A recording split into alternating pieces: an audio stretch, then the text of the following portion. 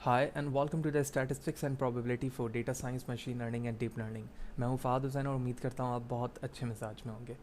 आज के सेशन पे हम सेंटर ऑफ टेंडेंसी को स्टार्ट कर रहे हैं और इस वीडियो सेशन पे हम जानेंगे कि सेंटर ऑफ टेंडेंसी में मीन्स और उनकी कौन कौन से टाइप्स हैं जो स्टैट्स में सबसे ज़्यादा इंपॉर्टेंट एंड फ्रिक्वेंटली यूज़ होती हैं। लिहाजा वीडियो को फर्दर स्टार्ट करने से पहले मैं बताता चलूँ कि इससे रिलेटेड प्रीवियसली जितनी वीडियो हैं वो मेरे यूट्यूब चैनल पर मौजूद हैं। आप फ़ाहद हुसैन CS से मुझे यूट्यूब पर सर्च करके मेरे यूट्यूब चैनल पर आएंगे।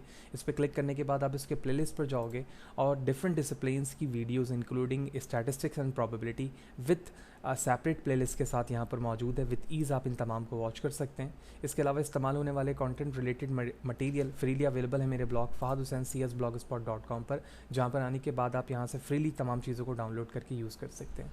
लिहाजा अगर आप मेरे चैनल पर नए हो, चैनल को सब्सक्राइब नहीं किया तो चैनल को ज़रूर सब्सक्राइब करें ताकि अपकमिंग वीडियोस के हवाले से आपको बर वक्त जानकारी मिले और इसी तरह की नई चीज़ें बर वक्त आसानी के साथ आप सीख सकें। साथ ही साथ आप मेरे ब्लॉग fahadhusaincs.blogspot.com पे भी मुझे फॉलो कर सकते हैं ताकि जब भी यहाँ पर कोड अपलोड किया जाए आपको बर वक्त जानकारी मिलती रहे। तो सबसे पहले हम ये समझते हैं कि एक्चुअली सेंटर ऑफ टेंडेंसी की एक प्रोफेशनल डेफिनेशन क्या है और इसमें मीन का क्या कॉन्सेप्ट होता है। So the first thing is that in statistics, a central tendency is a central or typical value for a probability distribution. जब हम डिस्ट्रीब्यूशन बनाते हैं, डिस्ट्रीब्यूशन का मतलब ये होता है कि वैल्यूज़ का वो पैटर्न या वो शेप्स जिसके ज़रिए से हम प्रोबेबिलिटी वाइज एरिया को रिजर्व कर रहे होते हैं कि ये एरिया इतनी प्रोबेबिलिटी के अंदर है और ये इतनी प्रोबेबिलिटी के अंदर है। जो अपकमिंग डेज़ के अंदर हम डिस्कस भी करेंगे कि प्रोबेबिलिटी डिस्ट्रीब्यूशन क्या होता है, लेकिन इस लेवल तक हमें ये समझना है कि ये एक सेंट्रल पॉइंट है आपकी वैल्यूज़ का, इधर वो सैम्पल की हो या पॉपुलेशन की हो, जिसके ज़रिए से हम सेंट्रल वैल्यू मालूम करना चाहते हैं। It may also be called a center or location of the distribution. Measures of the central tendency are often called averages. तो सेंट्रल टेंडेंसी को हम एवरेज भी कहते हैं और सेंट्रल पॉइंट मालूम करने का मतलब ये होता है कि हम लोकेशन ऑफ द डिस्ट्रीब्यूशन मालूम करना चाहते हैं कि उस डेटा पॉइंट का सेंट्रल पॉइंट क्या है। सेंट्रल ऑफ टेंडेंसी में सबसे इंपॉर्टेंट चीज़ जो है मीन का मतलब है एवरेज। इस मीन को अर्थमेटिक मीन भी कहा जाता है और उसका सेकंड नेम एवरेज भी है। तो ये एवरेज का या मीन का पहला पार्ट है या पहली टाइप है जिसका अर्थमेटिक मीन नाम है यानी एवरेज। सेकंड के अंदर हम हार्मोनिक मीन डिस्कस करेंगे, फिर ज्योमेट्रिकल मीन करेंगे और इन्हीं सीरीज़ पे यानी मीन्स के टाइप में फोर्थ टाइप हमारे पास वेटेड मीन भी है जो कि हम नेक्स्ट सेशन पे जानेंगे। लेकिन इस वक्त हम सीरीज़ बना रहे हैं मीन के टाइप्स के साथ। जो चौथा पार्ट होगा वो रूट मीन स्क्वायर का होगा कि एक्चुअली रूट मीन स्क्वायर किस तरह से मीन की इस कंप्लीट सीरीज़ के साथ वर्क करता है। ओके तो स्टार्ट करते हैं। सबसे पहले हम मीन को समझते हैं कि मीन क्या चीज़ है, हार्मोनिक ज्योमेट्रिकल मीन और रूट मीन स्क्वायर है क्या चीज़ और ये यूज़ कहाँ कहाँ पे किया जाता है। सबसे पहले तो हम बात करते हैं मीन की एवरेज की। यानी अगर मैं सिंपल मीन की बात करूँ जैसे अर्थमेटिक मीन या फिर एवरेज कहा जा रहा है, एवरेज ये एक सेंट्रल पॉइंट मालूम करने का तरीका है। यानी किसी भी सीरीज़ ऑफ द डेटा में हम सेंट्रल पॉइंट जब मालूम करना चाहते हैं तो इसका मतलब है कि हम एवरेज निकालना चाहते हैं। तो एवरेज निकालने का मतलब ही यही होता है, या इसके राइट यूजेज की हम बात करें तो उस वक्त हम मालूम कर रहे होते हैं जब हम ये देखना चाहें कि आपके डेटा सीरीज़ का सेंट्रल पॉइंट क्या है। यही वजह है कि हम बहुत सारे स्टैटिस्टिकल कॉन्सेप्ट में एवरेज स्कोर को या एवरेज रेट को प्रेफर करते हैं ताकि हमें समझ में आए कि ओवरऑल पूरे सीरीज़ में या ऑल नंबर्स के अंदर या ऑल स्कोर्स के अंदर इस इंडिविजुअल पर्सन की क्या स्ट्रेंथ है या एवरेज स्कोर क्या है। तो वहाँ पर हम नॉर्मली एवरेज को प्रेफर कर रहे होते हैं। लेकिन उसके बाद हमारे पास है हार्मोनिक मीन। ठीक है, हार्मोनिक मीन या फिर अर्थमेटिक मीन, इन दोनों के दरमियान एक रिलेशन बन रहा होता है यूजेज के रिस्पेक्ट से। अब हम उसको देखते हैं। तो कब हम अर्थमेटिक मीन यूज़ करेंगे यानी सिंपल मीन, और कब हम यूज़ करेंगे हार्मोनिक मीन, इन दोनों के दरमियान अब हम डिफरेंस देखते हैं। When the rates are expressed X per Y we use, यानी हम कोई वैल्यूज़ को एक्सप्रेस कर रहे हैं एक्स को और किसके रिस्पेक्ट से कर रहे हैं, वाई के रिस्पेक्ट से, यानी X per Y we use. तो हार्मोनिक मीन कब यूज़ करेंगे, when X fixed Y is variable, यानी हमारे पास एक्स जो है वो फिक्स वैल्यू है जबकि वाई जो है हमारे पास कोई एक वेरिएबल वैल्यू है। जबकि अर्थमेटिक मीन हम उस वक्त इस्तेमाल करेंगे when x is a variable, x हमारे पास वेरिएबल है जबकि वाई हमारे पास फिक्स है। तो इसकी एग्जांपल देखते हैं कि किस तरह से हो सकता है ये चीज़ें। जैसे जिस तरह हमने फर्स्ट में एक्स को फिक्स किया है, वाई को वेरिएबल बनाया, सेकंड में एक्स को वेरिएबल करके वाई को फिक्स किया है। X is fix distance travel at different speed, यानी हमारे पास कोई एक डिस्टेंस है जो कि फिक्स्ड है लेकिन हम उस जानिब ट्रैवल कर रहे हैं डिफरेंट स्पीड के साथ। तो इसमें आप देख रहे हैं कि एक चीज़ फिक्स है और एक के अंदर वेरिएशन मौजूद है। लिहाजा इस बेस पर हम यहाँ पर हार्मोनिक मीन मालूम करेंगे। इसी तरह x is a mark of the student in a fixed exam y, यानी एग्ज़ाम में जो भी मार्क्स हासिल किया गया है वो x है, जबकि जो फिक्स मार्क्स है वो y है हमारे पास, यानी आउट ऑफ 100 मार्क्स। तो ऐसे सिनेरियो पर हम नॉर्मल मीन यानी अर्थमेटिक मीन को प्रेफर करते हैं। इसी तरह x is the height of the person in a fix area of the locality, यानी एक एरिया हमने रिजर्व कर लिया कि इस एरिया के अंदर हम n number of the humans के या पर्सनस के यहाँ पर हाइट मेजर कर रहे हैं। तो जो एरिया हमने फिक्स किया हुआ है इस बेस पर हम यहाँ पर अर्थमेटिक मीन को प्रेफर करेंगे। ये तो हमने देख लिया कि AM और HM के दरमियान किस तरह से वैल्यूज़ होंगी फिक्स और वेरिएबल, तो हम किसको प्रेफर करेंगे। इसके बाद आता है हमारे पास ज्योमेट्रिकल मीन। तो ज्योमेट्रिकल मीन को हम उस वक्त प्रेफर कर रहे होते हैं जब एवरेज वैल्यूज़ हमारे पास या किसी रेट्स में मौजूद हों या रेशोज़ में मौजूद हों। आप इस रेट को परसेंट भी कह सकते हैं, यानी या तो परसेंट में मौजूद हो या वो रेशो के फॉर्म पर मौजूद हो, तो वहाँ पर हम प्रेफर करते हैं कि जो मीन वहाँ पे मालूम किया जाए वो ज्योमेट्रिकल मीन मालूम किया जाए। एग्जांपल क्या हो सकती है, average rate of investment, average percentage change in a salary, average percentage increase decrease in population. तो इस तरह के जहाँ पर सिनेरियोज होंगे जहाँ पर परसेंट या रेशो हो वहाँ पर हम ज्योमेट्रिकल मीन को यूज़ करते हैं। चौथी चीज़ यहाँ पर हमारे पास रूट मीन स्क्वायर था। अगर आप मशीन लर्निंग, डीप लर्निंग या AI के कॉन्सेप्ट से हैं तो आपको याद होगा कि हम रूट मीन स्क्वायर एरर भी मालूम करते हैं जब हम रिग्रेशन को एनालाइज कर रहे होते हैं। तो रूट मीन स्क्वायर एरर अलग है, लेकिन रूट मीन स्क्वायर उसका फर्स्ट पार्ट है।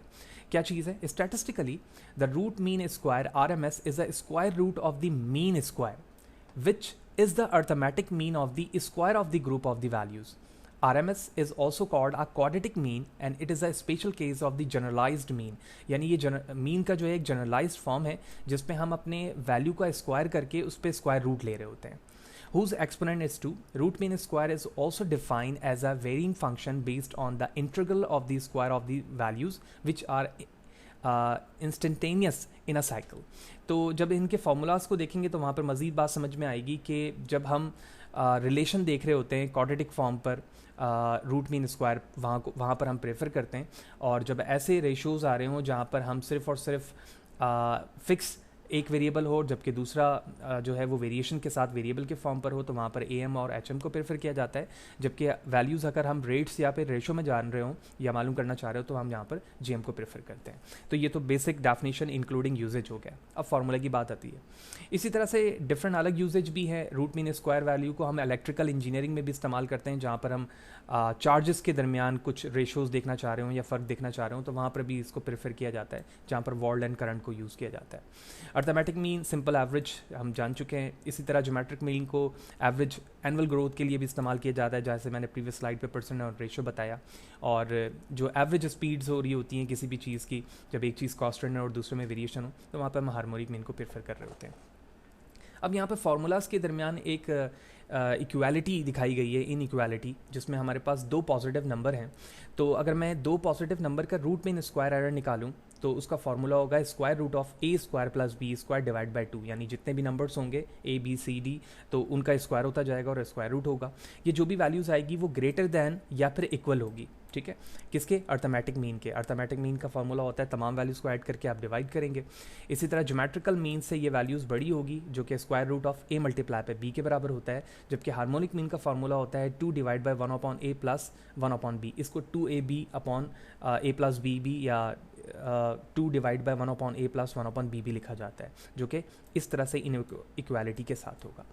तो यहाँ पर आप ग्रेटर देन भी देख रहे हैं और इक्वल साइन भी देख रहे हैं। तो इसका मतलब ये हुआ कि जब A और B की दोनों वैल्यूज सेम हो जाएंगी तो ये तमाम वैल्यूज़ इक्वल आ जाएंगी, यानी RMS, AM, GM और HM ये तमाम वैल्यूज़ आपस में इक्वल आ जाएंगी।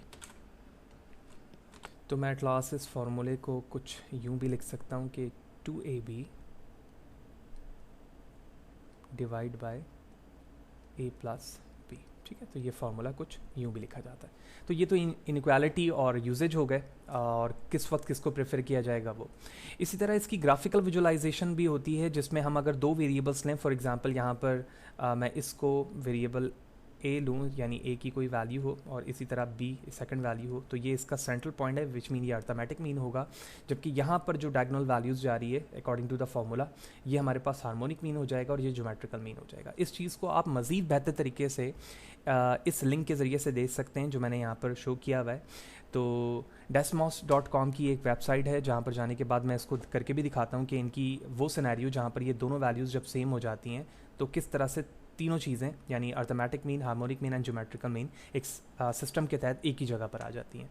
तो हम इस वेबसाइट पे चलते हैं और देखते हैं वहाँ पर कि इसकी एनिमेटेड विजुअलाइजेशन किस तरह से होती है। ओके, तो डेस्मॉस की साइट पर हम मौजूद हैं और यहाँ से आप इन वेरिएबल्स की दो वैल्यूज़ को चेंज कर सकते हैं। जैसे इस वक्त B3 मौजूद है और A आपको यहाँ पर 1 दिख रहा है।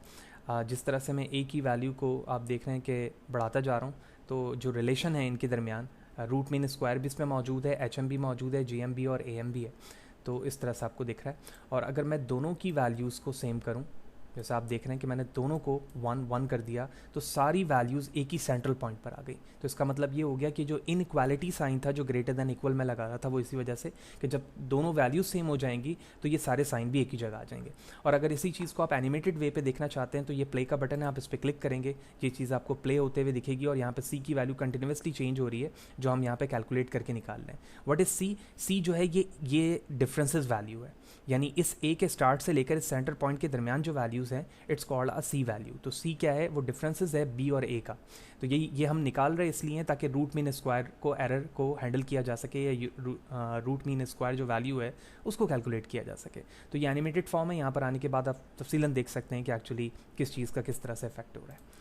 तो इस तरह से हमने देख लिया कि रूट मीन स्क्वायर किस तरह से हो रहा है और बाकी तमाम चीज़ों के दरमियान इक्वालिटी किस तरह से है। एट लास्ट यहाँ पर मल्टीपल वैल्यूज़ को मैंने कैलकुलेट करके भी दिखाया हुआ है, इंक्लूडिंग द फार्मूलाज। तो यहाँ पर एक सैम्पल वैल्यूज़ मौजूद है जो कि डिफरेंट वैल्यूज़ पे 21 to 33 ये तमाम सीरीज सैम्पल वैल्यूज़ हैं। इन वैल्यूज़ को मैं अर्थमेटिक मीन, हार्मोनिक मीन और ज्योमेट्रिक मीन के लिए इस्तेमाल कर रहा हूँ। बिल्कुल सेम सिनेरियो पर रूट मीन स्क्वायर भी आप मालूम करेंगे। तो arithmetic mean which mean simple average या सिंपल मीन, तमाम वैल्यूज़ को आप ऐड करेंगे और जितने नंबर ऑफ द एलिमेंट्स हैं उतने के काउंट से आप डिवाइड कर देंगे। तो आप यहाँ पर देख रहे हैं कि 12 नंबर्स हैं from the starting to end. तो यहाँ पर हमने तमाम नंबर्स का काउंट लिखा जो यहाँ पर मौजूद है, और उसके बाद इनको ऐड करने के बाद हम 12 से डिवाइड कर रहे हैं। डिवाइड करने के बाद जो इनकी वैल्यूज़ आई वो 26.0833 है। फिर इन्हीं नंबर्स की हार्मोनिक मीन्स मैंने निकाले हैं, तो हार्मोनिक मीन्स की वैल्यूज़ ये आई, और इसी तरह ज्योमेट्रिक मीन निकाली। तो उस रेंज के मुताबिक जो हमने स्टार्टिंग में देखा था, वहाँ पर जो इनइक्वालिटीज़ थी वो 2 नंबर्स के दरमियान थी, लेकिन जैसे जैसे नंबर्स बढ़ेंगे यानी 2 से ज़्यादा होंगे तो ज्योमेट्रिकल शेप भी उनका चेंज होगा। तो इस तरह से हमने फार्मूलाज को यूज़ किया। अगर आप फार्मूला हार्मोनिक मीन का देखें तो n डिवाइड बाय 1/x है, n का मतलब काउंट है, और 1/x1 x2 का मतलब है जितने भी नंबर्स हैं। फिर हार्मोनिक मीन में स्क्वायर रूट पे जो पावर है वो n है यानी 12 है, बाकी तमाम नंबर मल्टीप्लाई हो रहे हैं और उसके बाद वो जो पावर 12 है वो उस पर कैलकुलेट होगा including the by using the calculator, और उसके बाद एट लास्ट हमारी वैल्यू आ रही है 25.7785। तो इस तरह से हमने इस वीडियो सेशन पे देखा कि सेंट्रल ऑफ टेंडेंसी क्या चीज़ है, हार्मोनिक मीन, ज्योमेट्रिक मीन और arithmetic mean including root mean square क्या है, कब यूज़ करेंगे, किस सिनेरियोज़ पर किस मीन को यूज़ किया जाएगा, और स्टैट्स में इनके ज़रिए से हमें सेंटर ऑफ लोकेशन या फिर सेंट्रल पॉइंट या एवरेज वैल्यू पता चल रही होती है, जिसके बेस पर हम सेंट्रल पॉइंट पर आसानी के साथ पहुंचते हैं, और जो इन फ्यूचर प्रोबेबिलिटी डिस्ट्रीब्यूशन बनेगी फॉर राइट प्रेडिक्शन, वहाँ पर यह हेल्पफुल रहेगा। तो होपफुली सारी चीज़ें क्लियर होंगी। फिर भी कोई सवाल है, कोई चीज़ अगर समझ में नहीं है, कमेंट सेशन पर ज़रूर पूछें, कोशिश करूँगा सवाल से बर वक्त जवाब दे सकूँ। नेक्स्ट सेशन पे हम जाएंगे तो देखेंगे कि सेंट्रल ऑफ टेंडेंसी में मीन, मॉड, रेंज और वेटेड मीन क्या है। So see you in the next session.